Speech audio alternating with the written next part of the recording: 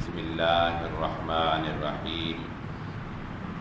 قال اللہ تعالی فی القرآن المجید هو الذی ارسل رسولہ بالہدی ودین الحق لیظہرہ علی الدین کلہ ولو کرہ المشرکون۔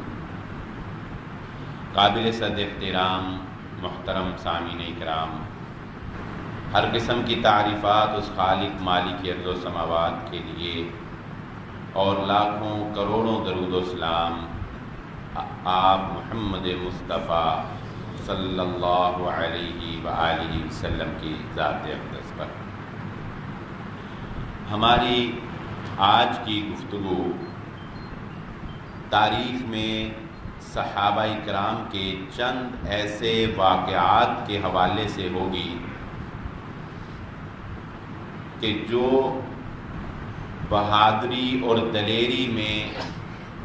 اپنی مثال ایسے رکھتے ہیں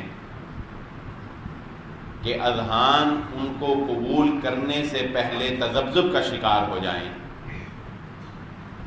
اور دل دہل جائیں کہ ایسے جوان مرد اور ایسی بہادر عورتیں بھی کبھی دنیا کے اندر اسلام کی تاریخ میں پیدا ہوئی۔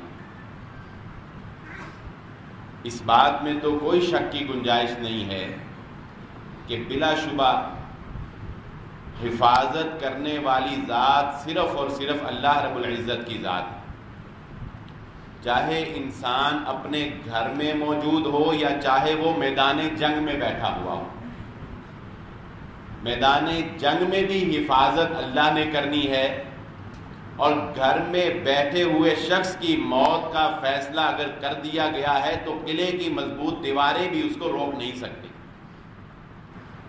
ایک واقعہ ذہن میں آ گیا، وہ آپ کو چھوٹا سا سناتا ہوں۔ امام راضی رحمہ اللہ نے یہ واقعہ نقل کیا ہے کسی شخص کے حوالے سے کہ دیکھیں ہمیں علم بھی نہیں ہوتا بسا اوقات، اور اللہ رب العزت ہماری حفاظت فرما رہے ہوتے ہیں۔ وہ کہتے ہیں کہ وہ شخص دریا کے کنارے اپنے کپڑے دھو رہا تھا، جیسا کہ پہلے لوگ دھویا کرتے تھے، تو اس نے دیکھا کہ دور سے ایک بڑا بچھو جو ہے وہ آ رہا ہے اس کی طرف، دریا کی طرف۔ تو وہ اسی وقت ڈر گیا اور اس نے اپنے کپڑے دھونا ختم کیے اور اس نے کہا کہ میں اس کو مار دوں تاکہ یہ مجھے بھی نقصان نہ پہنچائے اور یہاں دریا پہ اور لوگ بھی آتے ہیں ان کو بھی کسی کو نقصان نہ پہنچائے۔ تو کہتے ہیں کہ میں نے دیکھا کوئی چیز ڈھونڈوں تو اتنے میں وہ بچھو دریا کے کنارے پہنچتا ہے اور پہلے سے وہاں پر ایک کچھوا جو ہے وہ کنارے پر بیٹھا ہوا ہے۔ وہ بچھو اس کچھوے کی پیٹھ پر سوار ہوتا ہے اور دریا کے اندر وہ کچھوا چلنا شروع کر دیتا ہے۔ تو کہتے ہیں کہ میں نے پہلے تو سوچا کہ چلو چلا گیا دریا میں چھوڑو، لیکن پھر میں نے کہا کہ آگے یہ کسی کو نقصان پہنچائے گا تو میں اس کا تعاقب کر کے اس کو کیوں نہ ختم ہی کر دوں۔ وہ کہتے ہیں کہ میں دریا میں اس کے پیچھے جو ہے وہ تیرتا ہوا چلا گیا اور دریا کے دوسرے کنارے وہ کچھوا رکا اور وہ بچھو اس کی پیٹھ سے اتر کر دریا کے دوسرے کنارے اتر گیا۔ میں بھی اسی طرح دریا کے دوسرے کنارے پر چلا گیا، تو میں اب اس کے تعاقب میں ہوں اور وہ آگے ہے۔ تو اتنے میں نے کیا دیکھا کہ ایک نوجوان شخص جو ہے وہ ایک درخت کی چھاؤں میں وہاں سو رہا ہے۔ ایک نوجوان وہاں درخت کی چھاؤں میں سو رہا ہے۔ تو مجھے اور زیادہ ہیبت ہوئی اور میں نے اور زیادہ کوشش کی کہ میں اس کے قریب ہو کر جلدی سے اس پر وار کر کے اس کو ختم کروں کہ یہ اس نوجوان کو ڈسے گا اور اس نوجوان کی جان لے لے گا۔ تو اتنے میں وہ کہتے ہیں کہ میں نے دیکھا کہ ایک سانپ جو ہے وہ تیزی سے چلتا ہوا وہاں سے اس نوجوان کو ڈسنے کے لیے دور سے آ رہا ہے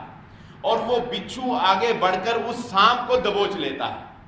کچھ دیر ان کا مقابلہ ہوتا ہے اور وہ بچھو سانپ کو مار دیتا ہے اور اس کے بعد اسی طرح وہ بچھو واپس جاتا ہے اور کچھوے کی پیٹھ پر سوار ہو کر کچھوے سے دریا کی طرف واپس چلا جاتا ہے۔ اور میں حیران ہو گیا کہ دراصل یہ بچھو یہاں پر اس سانپ سے اس نوجوان کی جان بچانے آیا تھا اور اس کو پتہ ہی نہیں ہے اس سوئے ہوئے شخص کو کہ اللہ کیسے اس کی حفاظت کر رہا ہے۔ اس کو علم ہی نہیں ہے کہ اس کے پیچھے کیا جنگ ہو گئی کہ ایک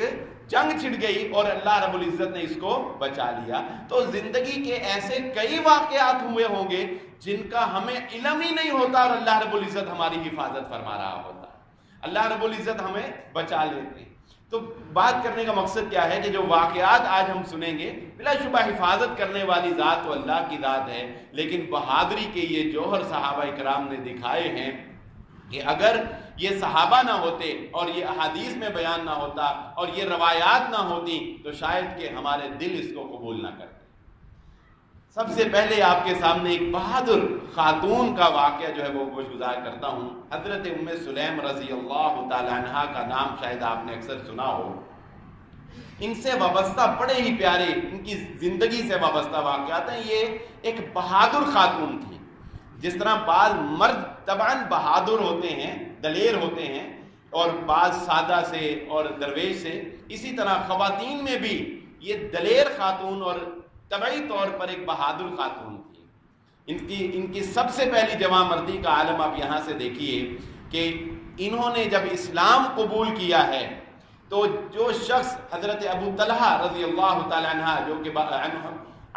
بعد میں مسلمان ہو گئے، انہوں نے حالت کفر میں ان کو نکاح کا پیغام بھیجا تھا۔ ابھی وہ مسلمان نہیں ہوئے تھے، ابھی وہ کافر تھے اور مالدار آدمی تھے۔ انہوں نے ان کو نکاح کا پیغام بھیجا تو انہوں نے یہ کہہ کر نکاح کا پیغام رد کر دیا کہ کیا تم جانتے نہیں ہو میں صرف ایک اللہ کی عبادت کرنے والی اور اللہ پر ایمان لانے والی، کیا ایک ایسے شخص سے جو بتوں کی پرستش کرنے والا ہو، مشرک ہو، اس سے نکاح کر سکتی ہے؟ ہاں ایک شرط ہے، اگر تم مجھ سے نکاح کرنا چاہتے ہو تو میرا حق مہر یہ ہوگا کہ تم اسلام قبول کر لو، یہی میرا مہر ہوگا۔ اسلام قبول کر لو، یہی میرا مہر ہو جائے گا۔ وہ حضرت ابو طلحہ کہتے ہیں کہ تم جیسی عورت جو ہے اس کا مہر اسلام نہیں ہو سکتا،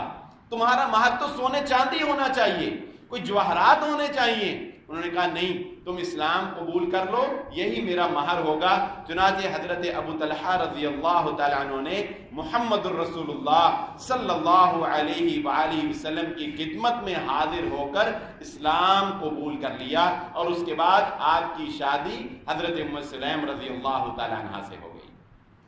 یہ اتنی بہادر خاتون ہے، غزوہ احد کے موقع کے اوپر،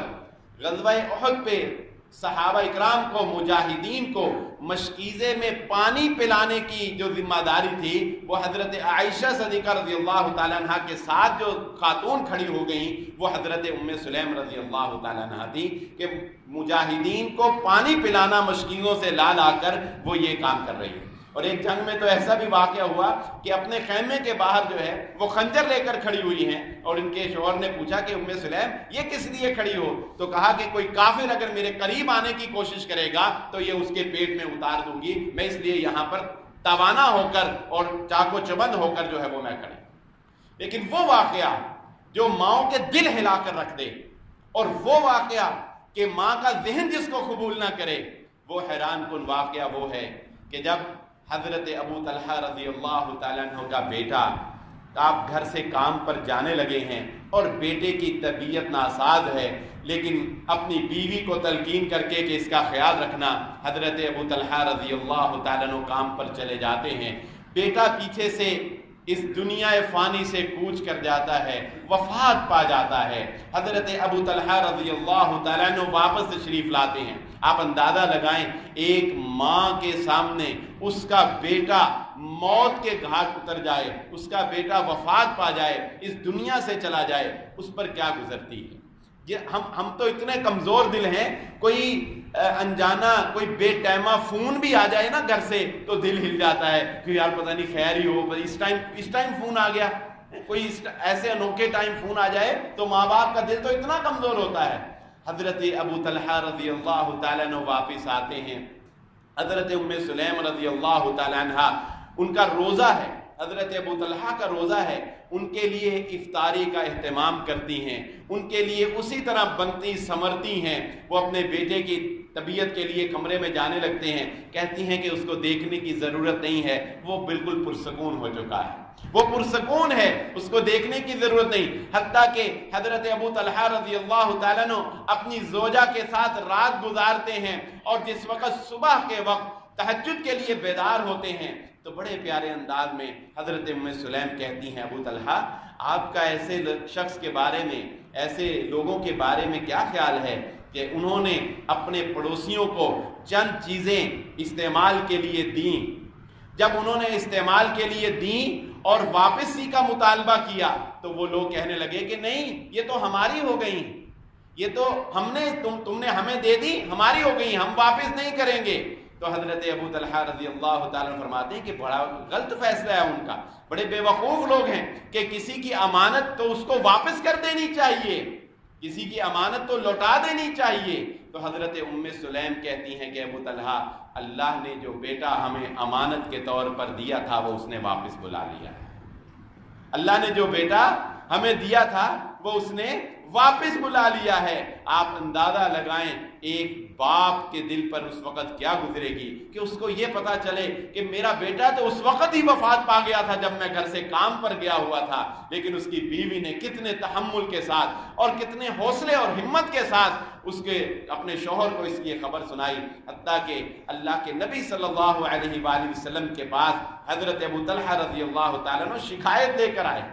اپنی بیوی کی شکایت کہ میری بیوی نے یہ میرے ساتھ جو ہے وہ اس طرح کیا اور خبر میں یہ تاخیر کی ہے. اللہ کے نبی صلی اللہ علیہ وآلہ وسلم نے حضرت ابو طلحہ رضی اللہ تعالیٰ عنہ کو دعا دی کہ ابو طلحہ، اللہ رب العزت تیرے لیے، تم دونوں کے لیے اس رات میں جو تم نے گزاری ہے، اللہ رب العزت برکت پیدا فرما دے. اور یہی وہ ام سلیم رضی اللہ تعالیٰ عنہ وہ خاتون ہے کہ اللہ کے نبی صلی اللہ علیہ وآلہ وسلم ایک دفعہ جب دوپہر کے وقت آرام کی غرض سے ان کے گھر تشریف لے آئے تو نبی صلی اللہ علیہ وآلہ وسلم سوئے ہوئے تھے، اور دوپہر کی گرمی کی وجہ سے آپ صلی اللہ علیہ وآلہ وسلم کو جب پسینہ آیا تو انہوں نے ایک چھوٹی سی ڈبیا پکڑی اور اللہ کے نبی صلی اللہ علیہ وآلہ وسلم کا سارا پسینہ جو ہے وہ اس میں محفوظ کر لیا. نبی صلی اللہ علیہ وسلم بیدار ہوئے تو پوچھا یہ کیا؟ فرمایا اے اللہ کے نبی صلی اللہ علیہ وسلم، یہ آپ کا پسینہ ہم خوشبو کے لیے استعمال کرتے ہیں کہ اس سے عام عطر سے بھی زیادہ خوشبودار جو ہے وہ آپ کا پسینہ مبارک ہے. یہ وہ لوگ ہیں کہ جنہوں نے اتنی بہادری کے ساتھ اور اتنی دلیری کے ساتھ زندگیاں گزاری ہیں کہ عقل حیران رہ جاتی ہے. حضرت خالد بن ولید رضی اللہ تعالیٰ عنہ کا نام جب ہم سپہ سالاری کی بات کرتے ہیں، جب ہم جنگ کی بات کرتے ہیں، جب ہم دلیری اور بہادری کی بات کرتے ہیں، جب میدان جنگ میں لڑنے کی بات کرتے ہیں تو بلا شبہ ہمارے سامنے جو نمایاں نام نظر آتا ہے وہ حضرت خالد بن ولید رضی اللہ تعالیٰ عنہ کی شخصیت. 28 کے قریب بڑی جنگیں، چھوٹی جنگوں کی بات نہیں، بڑی جنگیں 28 کے قریب بڑی جنگیں لڑی ہیں اسلام کی سربلندی کے لیے حضرت خالد بن ولید رضی اللہ تعالیٰ. لیکن اللہ رب العزت کا یہ اختیار ہے نا، اللہ رب العزت کا معاملہ ہے، اس کے باوجود جب موت آئی ہے تو بستر کے اوپر آئی، میدان جنگ میں نہیں آئی. سیف اللہ کو، اللہ کی تلوار کو کوئی نہیں توڑ سکا. جب موت آئی ہے تو بستر کے اوپر حضرت خالد بن ولید رضی اللہ تعالیٰ عنہ کو موت آئی ہے. حضرت خالد بن ولید رضی اللہ تعالیٰ عنہ کی زندگی سے وابستہ بہت سے واقعات ہیں. ایک واقعہ آپ کی گوش گزار کرتا ہوں کہ بہادری میں صحابہ اکرام نے کس قدر مثالیں رقم کی ہیں کہ جس وقت رومیوں کا ایک قلعہ فتح نہیں ہو رہا ہے، قلعے کے اندر انہوں نے اپنے آپ کو جو ہے وہ محفوظ کیا ہوا ہے اور مسلمان جو ہے وہ باہر ہیں، تو کیسی فہم و فراست اللہ رب العزت کی عطا تھی کہ حضرت خالد بن ولید رضی اللہ تعالیٰ عنہ نے کیا کیا کہ حضرت خالد رضی اللہ تعالیٰ عنہ نے بوریوں کے اندر صحابہ اکرام کو، مجاہدین کو بوریوں کے اندر بٹھایا، بوریاں بنا کر ان کے اندر بٹھایا اور ان کے ارد گرد بوریوں کے اندر روئی بھر دی، بوریوں کے اندر روئی بھر دی، اور منجنیک سے جو ایک آلہ تھا پتھر پھینکنے کا، اس منجنیک سے اس روئی والی بوریوں کو رات کے وقت صحابہ اکرام کو منجنیک سے قلعے کے اندر پھینکا، قلعے کے اندر پھینکا، اور انہی بوریوں سے صحابہ اکرام نکلے اور نکل کر مجاہدین نے لڑائی کی اور دربانوں سے چابیاں چھینی اور قلعے کے دروازے کو کھول دیا اور اللہ رب العزت نے مسلمانوں کو فتح سے ہمکنار کر. آج جو ہم دیکھو، اگر آج آپ کوئی کہے کہ ایک آدمی 100 آدمی یا 200 آدمیوں سے لڑتا رہا تو ہم کہیں گے نہیں یار یہ تو کوئی ہالی ووڈ بالی ووڈ کی کوئی فلم ہی ہو سکتی، ورنہ یہ ممکن نہیں ہے کہ ایک آدمی جو ہے وہ کوئی 100-200 آدمیوں سے لڑے یا 1000 آدمیوں سے لڑے. لیکن صحابہ اکرام کی تاریخ اٹھا کر دیکھتے ہیں تو پتہ چلتا ہے کہ مسیلمہ کذاب جس نے جھوٹا دعوی نبوت کیا تھا اللہ کے نبی صلی اللہ علیہ وآلہ وسلم کے مقابلے میں، اس کی سرکوبی کے لیے جب حضرت خالد بن ولید رضی اللہ تعالیٰ عنہ کو بھیجا گیا تو بہت سخت جنگ ہوئی، بالآخر اس نے اپنے آپ کو ایک باغ کے اندر محصور کر لیا، اپنے آپ کو ایک باغ کے اندر محصور کر لیا، اپنے آپ کو وہاں محفوظ کر لیا، اور تقریباً 30,000 افراد وہاں پر تھے، 20,000 کو اس باغ کے اندر قتل کر دیا گیا بعد میں، جسے حدیقۃ الموت، موت کا باغ کا نام دے دیا گیا۔ اور جانتے ہیں اس باغ کا دروازہ کتنے صحابہ نے کھولا؟ آپ اندازہ لگا 30,000 بندہ ہو ایک جگہ پر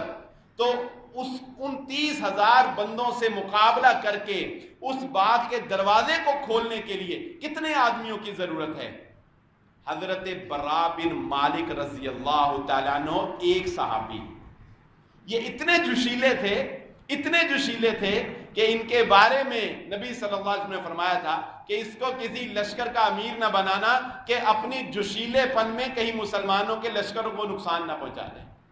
حضرت خالد بن ولید رضی اللہ تعالیٰ عنہ کی فہم و فراست نے یہ کام کیا کہ یہ کام جوشیلے بندے کا ہے۔ ایک شخص کو ڈھال کے اوپر بٹھا کر صحابہ اکرام نے اس باغ کے اندر پھینکا، حضرت برا بن مالک رضی اللہ تعالیٰ عنہ اکیلے فرد نے سینکڑوں کیا ہزاروں سے مقابلہ کر کے بالآخر اس باغ کا دروازہ کھول دیا، اور مسلمانوں نے اندر داخل ہو کے 20,000 مشرکوں کو، 20,000 مسیلمہ کذاب کے ساتھیوں کو اس باغ میں قتل کیا، اور بالآخر مسیلمہ کذاب تک پہنچ گئے۔ یہ وہ واقعات، عظیم واقعات ہیں جو ہماری تاریخ کا حصہ ہیں، جس سے آج ہمارا نوجوان لا علم ہے اور اس کو اندازہ نہیں ہے کہ کتنا جوش و جذبہ اور کتنا ولولہ تھا۔ اسی لیے تو اللہ رب العزت نے وہ رعب عطا کیا شام کو، کہ جس وقت شام کی فتوحات بہت بڑھ گئیں تو شامیوں نے یہ اندازہ لگایا، آپس میں ایک بہت بڑی میٹنگ کی، جب ان کا آخری شہر رہ گیا تو انہوں نے کہا کہ مسلمان تو رکتے ہی نہیں، بڑھی چلے جا رہے ہیں، اور وقت وہ آ جائے گا کہ یہ شام کو فتح کر لیں گے۔ تو واسق نامی ایک آدمی نے اپنے امیر کو یہ مشورہ دیا، اس نے کہا کہ بات یہ ہے، ان کا اصل جو پیچھے سے کمانڈ کر رہا ہے نا بندہ، وہ اگر ختم ہو جائے، اگر ہم اس کو قتل کر دیں تو یہ کام ہمارے لیے آسان ہو سکتا ہے، اس کے بعد مسلمانوں کو سنبھالنے والا کوئی نہیں ہوگا۔ اس نے کہا وہ کون؟ اس نے کہا وہ ایک ہی ہے، عمر ابن خطاب رضی اللہ تعالیٰ عنہ۔ اس نے کہا لیکن اس تک پہنچتے تو مسلمان ہمارے علاقے فتح کر لیں گے۔ اس نے کہا اتنی دیر آپ مسلمانوں کو مشغول رکھیں اور یہ کام آپ مجھے سونپ دیں، میں مدینہ جاتا ہوں اور جا کر حضرت عمر ابن خطاب رضی اللہ تعالیٰ عنہ پر حملہ کر کے نعوذ باللہ ان کا کام تمام کر دیں۔ وہ مدینہ آیا، حضرت عمر تک پہنچنا کون سا مشکل تھا، کون سا کوئی بڑے گارڈ اور کوئی ہٹو بچو تھے۔ اس نے 1-2 دن جو ہے وہ تعاقب کیا، ریکی کی، انفارمیشن لی، اس کو پتہ چلا کہ حضرت عمر رضی اللہ تعالیٰ عنہ اکثر اوقات دوپہر کے وقت وہ فلاں درخت ہے، گھنا سایہ دار درخت، اس کی چھاؤں میں آ کر سوتے ہیں۔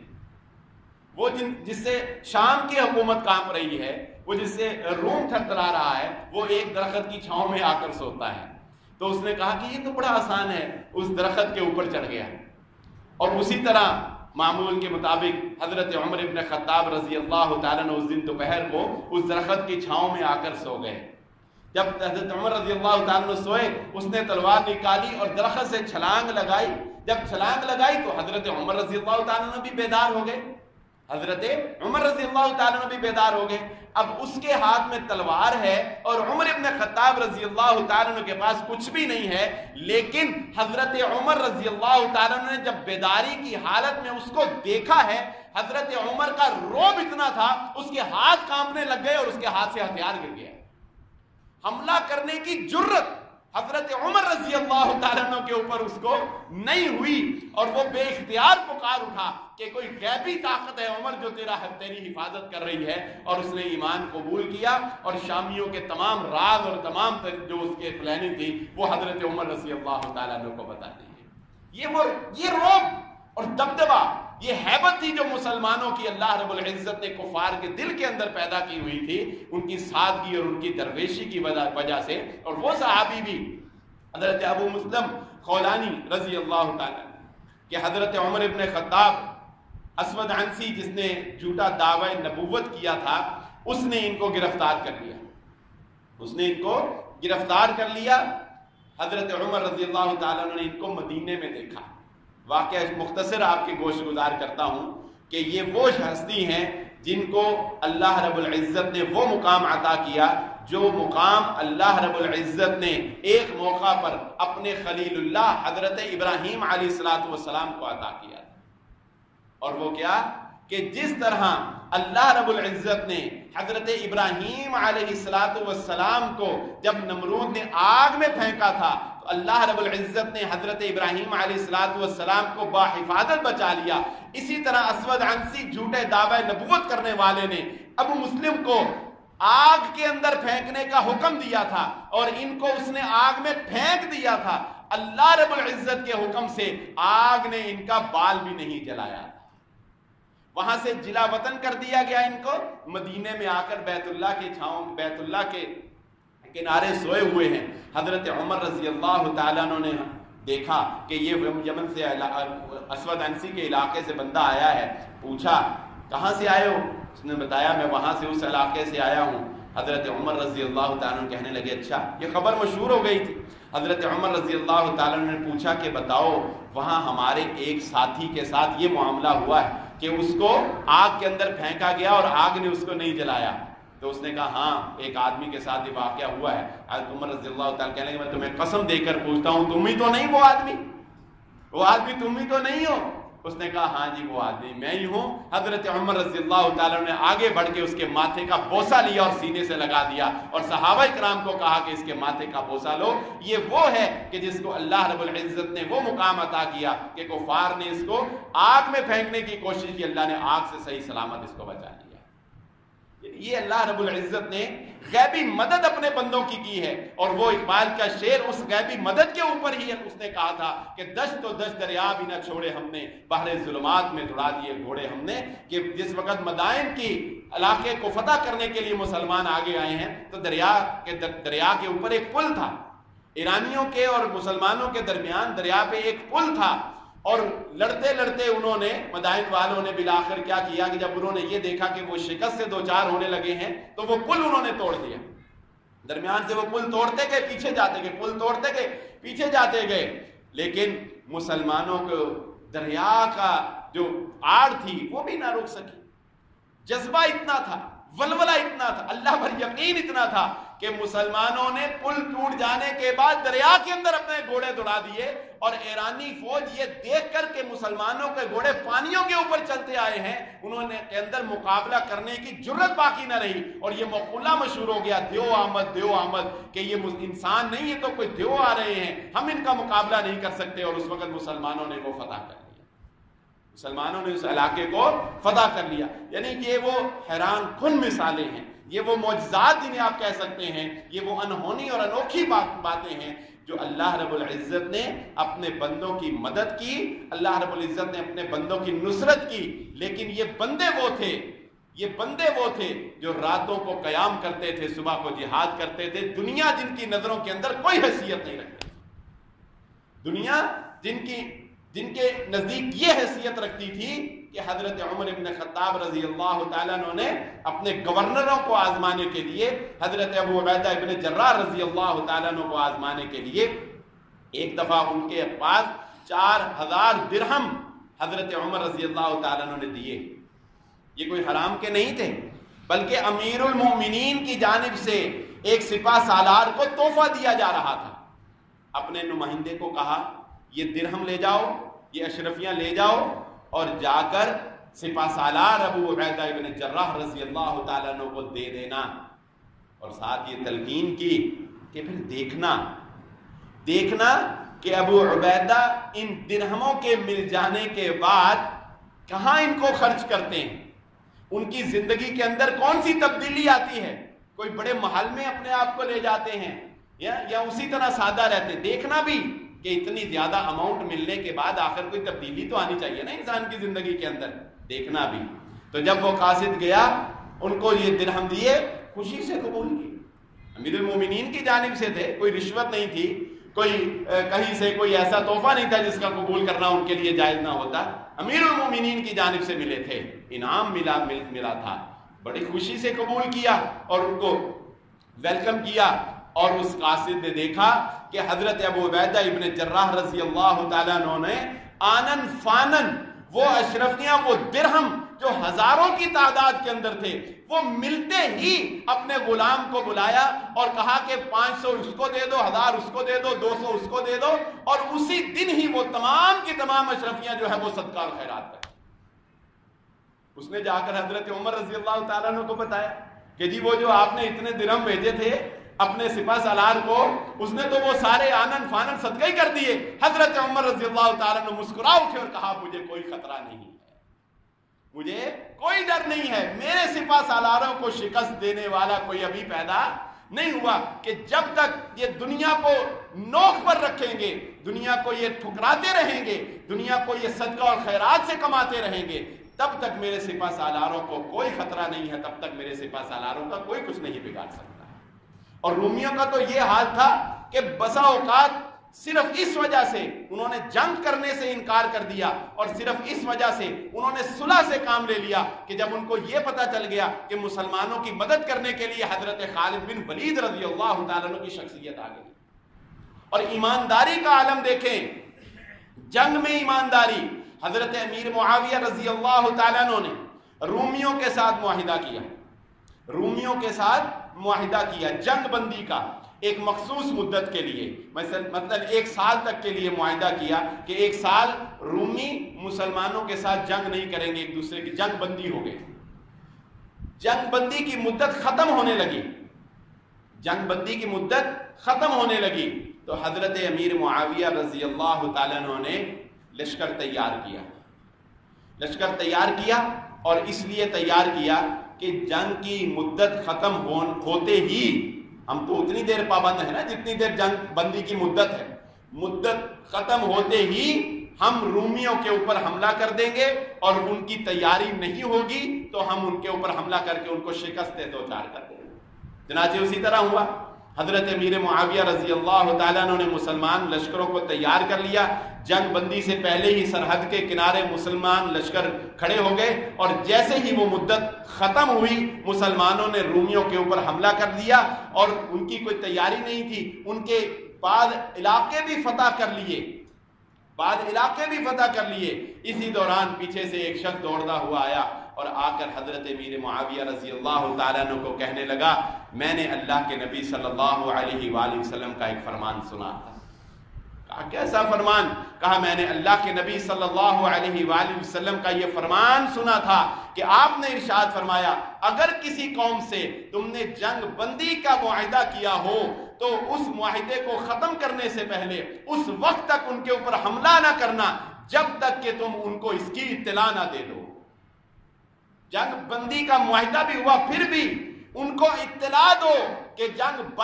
بندی کا معاہدہ ختم ہو چکا ہے, ہم تم پر کسی بھی وقت حملہ کر سکتے ہیں. جب تک کہ تم ان کو اطلاع نہ کر دو, مطلع نہ کر دو, تب تک ان کے اوپر حملہ نہ کرو. آپ بتائیں حضرت امیر معاویہ رضی اللہ تعالیٰ عنہ کا کیا یہاں پر اقدام ہونا چاہیے تھا کہ ایک سپہ سالار جب کسی علاقے کو فتح کر لے کون چھوڑتا ہے پھر علاقے کو؟ حضرت امیر معاویہ رضی اللہ تعالیٰ عنہ نے اللہ کے نبی صلی اللہ علیہ وسلم کا فرمان سنا, اسی وقت لشکر کو واپسی کا حکم دے دیا. جو علاقے فتح کیے تھے وہ علاقے دوبارہ ان کو واپس کر دیے, سارا ساز و سامان جو ہے ان کو واپس کر دیا, اور مسلمانوں کی سرحدیں دوبارہ وہیں پر قائم ہو گئی جہاں پر وہ پہلے کا. جنگ کے اندر بھی مسلمانوں نے کبھی کسی بچے کو قتل نہیں کیا, کسی عورت کو قتل نہیں کیا, کسی بوڑھے کو قتل نہیں کیا, کسی کی املاک کو نقصان نہیں پہنچایا, درختوں کو نہیں آگ لگائی, کسی کی عبادت گاہوں کو نہیں توڑا. مسلمانوں نے جنگ کے اندر بھی, آج جو ہم دیکھتے ہیں نا طاقت کے نشے کے اندر, آپ دیکھیں کہ جنگ کے بھی کچھ رولز ہیں, کچھ جنگی قوانین بھی ہوتے ہیں, کچھ جنگی قوانین بھی ہیں. وہ کہ اس جدید دور کے اندر جنگ کے کوئی قوانین نہیں رہے, دھجیاں اڑا کر رکھ دی ہم نے ہر چیز کی. لیکن یاد رکھ لیجئے یہ بات, مسلمانوں کا یہ درجۂ امتیاز ہے, جنگ بھی کی ہے تو اصول کے ساتھ کی, جنگ بھی کی ہے تو قانون کے ساتھ کی ہے, کسی کے ساتھ اختلاف بھی ہے تو ادب کا دائرہ ہاتھ سے نہیں جانے دیا ہے. آج ہمیں بھی اختلاف ہو جاتے ہیں نا، وہ تو جنگ کی بات ہے، ہمیں کسی سے اختلاف ہو جائے تو ہم اس کی ذات کی دھجیاں اڑا کر رکھ دیتے ہیں،